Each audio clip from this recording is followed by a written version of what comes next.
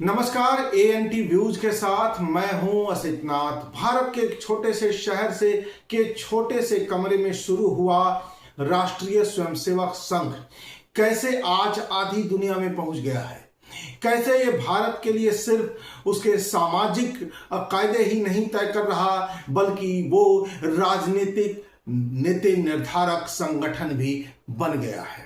बड़ी दिलचस्प कहानी है, लेकिन उससे ज्यादा दिलचस्प कहानी है आरएसएस के पहले प्रमुख, मतलब जिसे हम संघ प्रमुख शब्द से जानते हैं, पहले संघ प्रमुख बनने की कहानी, क्योंकि उसके पहले संघ प्रमुख शब्द का इस्तेमाल नहीं हुआ था।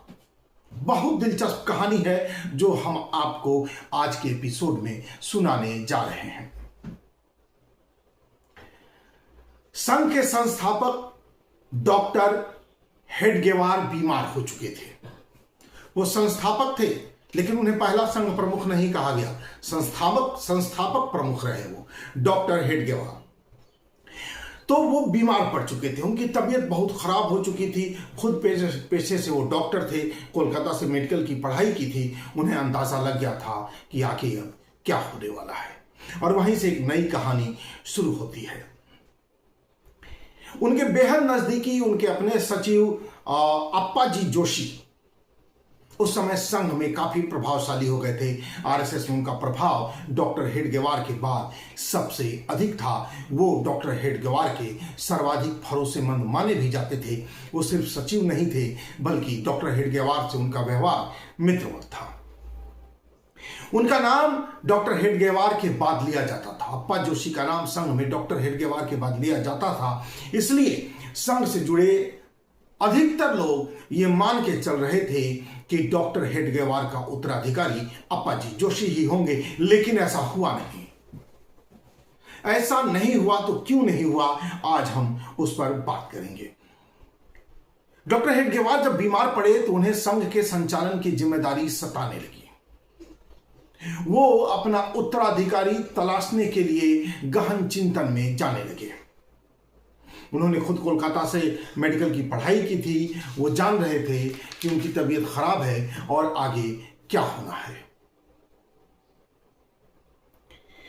अप्पाजी जोशी पर उन्हें बहुत भरोसा था। अप्पाजी जोशी उनका लगभग सारा काम देखते थे उनकी बीमारी की स्थिति में। माफ कीजिएगा, अप्पाजी जोशी संघ का भी लगभग अधिकतर काम देखने लगे थे। लेकिन इसी बीच गोलवलकर भी खड़े थे। गोलवलकर खुद कहीं खड़े होना नहीं चाहते थे, लेकिन गोलवलकर को सामने खड़ा किया डॉक्टर हेडगेवार ने ही। कौन थे गोलवलकर? थोड़ा सा गोलवलकर के बारे में जान लेना जरूरी है। माधवराव सदाशिवराव गोलवलकर बीएचयू में जूलॉजी के लेक्चरर हुआ करते थे। जूलॉजी का लेक्चरर रहते हुए वो पहली बार आरएसएस के संपर्क में आए, लेकिन लेक्चररशिप छोड़ने के बाद उन्होंने पूरी तरह से खुद को आरएसएस के लिए समर्पित नहीं किया। उन्होंने वकालत की पढ़ाई शुरू कर दी। वकालत की पढ़ाई शुरू करने के बाद वो एक बार फिर आध्यात्म की तरफ मुड़े और आध्यात्म की दीक्षा लेने लगे। लेकिन आध्यात्म की दीक्षा के बाद वो एक बार फिर आरएसएस के लिए सक्रिय हुए और पूरी तरह से डॉक्टर हेडगेवार से जुड़ गए।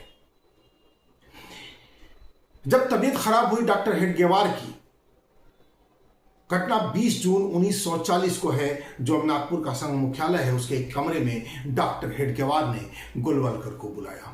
डॉक्टर हेडगेवार जान गए थे कि गोलवलकर, अप्पाजी जोशी और उन जैसे वो तमाम लोग अब उनको अस्पताल में दाखिल करा के ही मानेंगे।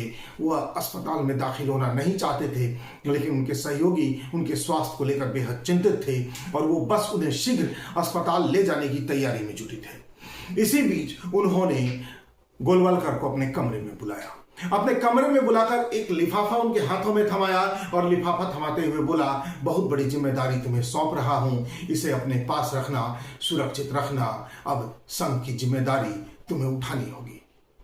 लेकिन उस समय हेडगेवार बहुत बीमार थे और उस आपाधापी में किसी को इतनी फुर्सत नहीं रही कि वो लिफाफा खोलकर देखे कि इस लिफाफे में आखिर है क्या। और उसके अगले दिन मतलब 21 जून 1940 को डॉक्टर हेडगेवार का निधन हो गया। डॉक्टर हेडगेवार के निधन के बाद 12 दिन जो हिंदू रीति रिवाज के साथ श्राद्ध का कर्म चलता है, तमाम लोग उस श्राद्ध के कर्म में ही व्यस्त रहे। लेकिन 13वें दिन संघ से जुड़े लोग फिर दफ्तर में बैठे, और दफ्तर में बैठे तो दफ्तर में बैठने का मुख्य उद्देश्य यह था कि डॉक्टर हेडगेवार के बाद अब संघ की जिम्मेदारी उठाएगा कौन। अधिकतर लोग वहां अप्पाजी जोशी को संघ का नया प्रमुख चुनने के लिए ही आए थे। ज्यादातर लोगों का मानना था कि अप्पाजी जोशी ही डॉक्टर हेडगेवार के सबसे प्रिय थे। अप्पाजी जोशी ने संगठन के काम की बारीकियों को डॉक्टर हेडगेवार के करीब रखकर सीखा है, इसलिए अप्पाजी जोशी को ही संघ का नया प्रमुख नियुक्त किया जाए। इस सोच के साथ वहां काफी लोग जुटे थे। 21 जुलाई 1940 की यह बात है। लेकिन इसी बीच अचानक चर्चा छिड़ गई उस चिट्ठी की। लोगों ने कहा कि यह सही समय है जब खोल के पढ़ा जाए कि आखिर डॉक्टर साहब ने उस चिट्ठी में लिखा क्या है, क्योंकि उस चिट्ठी को सौंपने के एक दिन बाद ही डॉक्टर हेडगेवार का निधन हुआ था। लिफाफा खोला गया, और लिफाफा खोला गया तब तक किसी को पता नहीं था कि उस लिफाफे में से आखिर निकलना क्या है, और सब ये मान के चल रहे थे कि अब अप्पाजी जोशी संघ प्रमुख होंगे, लेकिन संघ को चलाया कैसे जाएगा, शायद इसके संबंध में डॉक्टर हेडगेवार ने कुछ लिखा हो।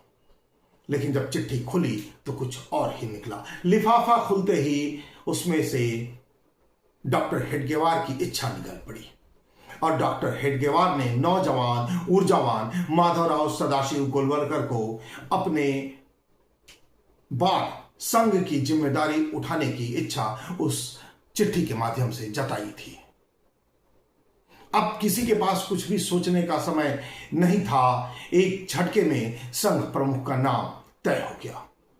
गुरु गोलवलकर ने अपने कार्यकाल में जनसंघ, जो कि अब भारतीय जनता पार्टी है, समेत अन्य कई संघ के उप संगठन खड़े किए। जनसंघ उनका राजनीतिक संगठन था। समाज की सेवा के लिए वनवासी कल्याण आश्रम और इस तरह के अन्य कई उप संगठन गोलवलकर के कार्यकाल में ही खड़े हुए, जो आज भी समाज के अलग अलग वर्गों के लिए काम कर रहे हैं। आज का जो मौजूदा स्वरूप है आरएसएस का, ये गुरु गोलवलकर की ही देन है। और गुरु शब्द कहां से आए ये भी बता दें। गुरु शब्द आया बीएचयू से, जहां वो लेक्चरार हुआ करते थे जूलॉजी का, लेकिन जूलॉजी का लेक्चरार होते हुए दर्शन शास्त्र पर भी उनकी बड़ी अच्छी पकड़ थी, और वो दर्शन शास्त्र के छात्रों को भी पढ़ाया करते थे। गुरु नाम बीएचयू के दर्शन शास्त्र के छात्रों ने ही गोलवलकर को दिया था। गोलवलकर के कार्यकाल में आरएसएस ने ऊंचाइयां छुई और आज का मौजूदा स्वरूप पाया। लेकिन अब सवाल ये कि अप्पाजी जोशी को वो जिम्मेदारी क्यों नहीं मिली, जबकि अप्पाजी जोशी ने लंबे अरसे तक डॉक्टर हेडगेवार के साथ काम किया था, उनके बेहद करीबी थे, उनके निजी सचिव भी थे। बावजूद इसके गोलवलकर को ये जिम्मेदारी क्यों दी गई? डॉक्टर हेडगेवार, आरएसएस, गोलवलकर, इन तमाम लोगों से जुड़े इतिहास को पढ़िए, अन्य किताबों को पढ़िए, अनेक किताबों को पढ़िए। कई किताबें इन पर लिखी गई हैं। इन्हीं को केंद्र में, आरएसएस को केंद्र में रखकर कई किताबें लिखी गई हैं, और डॉक्टर हेडगेवार को केंद्र में रखकर कई किताबें लिखी गई हैं, गुरु गोलवलकर को केंद्र में रखकर कई किताबें रखी गई। इनमें से कुछ किताबों को पढ़िए तो आपको यह अंदाजा लगेगा कि दरअसल डॉक्टर हेडगेवार चाहते थे कि आरएसएस एक नई विचारधारा के साथ आगे बढ़े, आरएसएस पर किसी की विचारधारा का प्रभाव न हो। डॉक्टर हेडगेवार खुद गांधी जी के साथ लंबे अरसे तक काम कर चुके थे, इसलिए वो खुद भी मान के चलते थे कि उन पर गांधी जी का प्रभाव है, और सीमित प्रभाव सावरकर का भी है। और यही धारणा उनकी अप्पाजी जोशी को लेकर भी थी। अप्पाजी जोशी को लेकर वो मानते थे कि अप्पाजी जोशी मौके मौके पर, समय समय पर गांधीवादी हो जाते हैं, और समय समय पर सावरकरवादी भी हो जाते हैं। हेडगेवार नहीं चाहते थे कि किसी की विचारधारा को लेकर संघ आगे बढ़े। हेडगेवार चाहते थे कि संघ की अपनी विचारधारा हो। संघ भारत की मौलिकता से एक नई विचारधारा को लेकर आगे बढ़े, जो विचारधारा भारत की मौलिकता से जुड़ी हो। मौलिक विचारधारा संघ की हो, मौलिकता से जुड़ी हो राष्ट्रवाद के। तो राष्ट्रवादी विचारधारा की मौलिक अवधारणा के साथ आरएसएस को आगे बढ़ाना चाहते थे डॉक्टर हेडगेवार। मतलब स्पष्ट कि वो ये चाहते थे कि भारत में हिंदू अवधारणा वाला राष्ट्रवाद कायम हो। यह शब्द स्पष्ट समझ लेने की जरूरत है। हिंदू अवधारणा वाला राष्ट्रवाद, एक ऐसा राष्ट्रवाद जिसकी बुनियाद में हिंदू अवधारणा हो। और वो संघ को इस दिशा में लेकर आगे चलना चाहते थे। उन्होंने गुरु गोलवलकर में ये खूबी पाई। गुरु गोलवलकर पर ना तो महात्मा गांधी की छाप थी, ना ही सावरकर की विचारधारा से वो प्रेरित थे। गुरु गोलवलकर बहुत हद तक हिंदू अवधारणा वाली राष्ट्रवाद के साथ आगे बढ़ना चाह रहे थे। और यही वजह रही कि डॉक्टर हेडगेवार ने संघ की जिम्मेदारी अपने बाद अप्पाजी जोशी को न सौंपकर गुरु गोलवलकर को सौंपी। और आज भी संघ हिंदूवादी राष्ट्रवाद की, हिंदूवादी अवधारणा वाले राष्ट्रवाद को लेकर ही आगे चलता है। तो आज के एपिसोड में बस इतना ही। नमस्कार।